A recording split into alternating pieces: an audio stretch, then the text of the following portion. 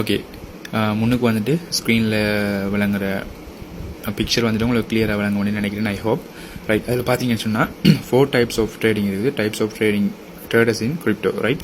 So இதில் முதலாவது வந்துட்டு ஸ்கேல்பிங் ட்ரேடிங் சொல்லுவாங்க.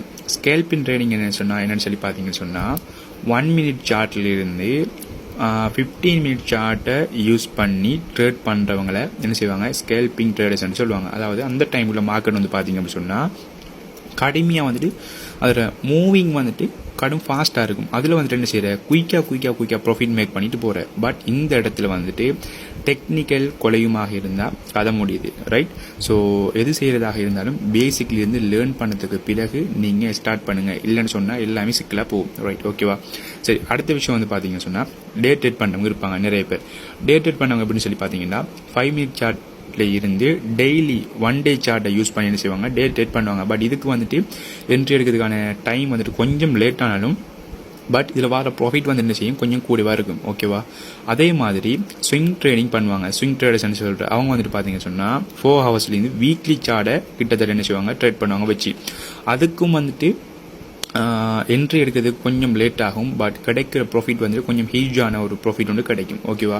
பட் இதில் வந்துட்டு பார்த்தீங்கன்னு சொன்னால் நம்ம ஒரு ப்ராஃபிட் எடுத்துட்டோம் அப்படின்னு சொன்னால் கிட்டத்தட்ட 1 to 3 monthக்குரிய ப்ராஃபிட் எல்லாமே ஒரு ட்ரேட்லேயே கவர் ஆகிற மாதிரி ஒரு பெரிய ஒரு என்ட்ரி வந்து அந்த ஸ்விங் ட்ரேட்டில் கிடைக்கும். அதே மாதிரி ஹோல்டிங் வந்து பார்த்தீங்கன்னு சொன்னால் டெய்லி டு மந்த்லி சார்ட்டை வச்சு என்ன செய்வாங்க, ஹோல்ட் பண்ணி அதில் இந்த ட்ரேட் பண்ணி அதில் இந்த ப்ராஃபிட் மேக் பண்ணுற விஷயம் தான் வந்துட்டு இந்த ஹோல்டிங் ட்ரேடிங்னு சொல்லிட்டு. இல்லாட்டி என்ன செய்வாங்க, லாங் டைமுக்கு அதை என்ன செய்வாங்க, சார்ட்டை யூஸ் பண்ணி அப்படியோ கிரிப்டோ என்ன செய்வாங்க, அப்படியே ஹோல்ட் பண்ணி வைக்கிட்டு பின்னுக்கு போனது பிறகு நல்ல ஒரு மார்க்கெட் பம்ப் ஆனது பிறகு புல்லோன் வந்தது பிறகு நல்ல ஒரு ப்ராஃபிட் ஒன்று என்ன செய்யலாம், எடுக்கக்கூடிய மாதிரி இருக்கும். இதான் வந்துட்டு சிம்பிளான விஷயம்.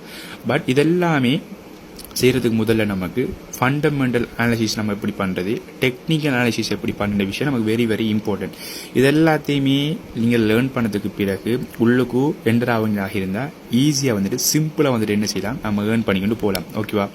அதோடு வந்துட்டு பார்த்தீங்கன்னு சொன்னால் கிரிப்டோ கரன்சி இன்வெஸ்ட்மெண்ட்ஸ் எல்லாமே ஹை ரிஸ்க்கான விஷயம், ட்ரேடிங் எல்லாமே கொஞ்சம் ரிஸ்க்கான விஷயம். பட் எது பண்ணுறதாக இருந்தால் நீங்கள் லேர்ன் பண்ணதுக்கு பிறகு உள்ளுக்கு ஸ்டார்ட் பண்ணுங்கள். அதான் வந்துட்டு நான் உங்களுக்கு பண்ணுற ஈஸியான ஒரு சிம்பிளான ஒரு அட்வைஸ். ஓகேவா?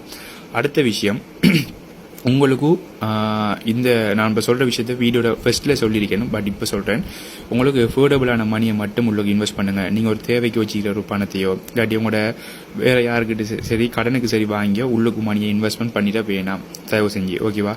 ஸோ உங்களுக்கு அஃபோர்டபுளான மணி உங்களோட ஓன் மணியை ஃபண்டை மட்டும் உங்களுக்கு இன்வெஸ்ட்மெண்ட் பண்ணி ட்ரேட் பண்ணுங்கள்.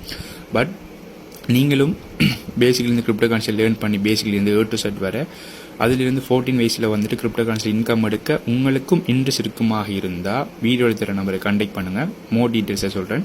பாய். ஸோ அடுத்த ஒரு வீடியோவில் முக்கியமான ஒரு அப்டேட்டோட சந்திப்போம்.